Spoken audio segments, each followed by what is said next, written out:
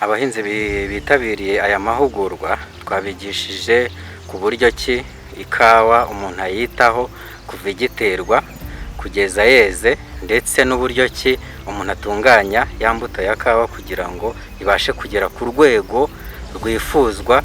Mbese ibipimo imbuto zisaba, ubuhehere, ubwiza, uburwayi byose byashizemo, ndetse ikaba ari ikawa izagenda ikamera mu buryo bwuzuye, ndetse nta ndwara zibashije guhererekanywa muri ya mbuto wa muturage yatunganyije. Twabahaye ubushobozi rero bwo ko batunganya ubumenyi bw'uko bashobora gutunganya ikawa ku rwego n'ubushakashatsi, sitasiyo z'ubushakashatsi zigezeho, nabo bakabasha kugira bwa bushobozi kugira ngo babashe nabo guha ikawa nziza wa muhinzi uzaza kuyibaguraho.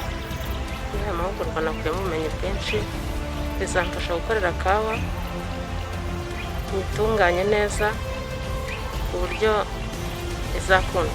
Niteguye kuba umutubuzi ntangarugero.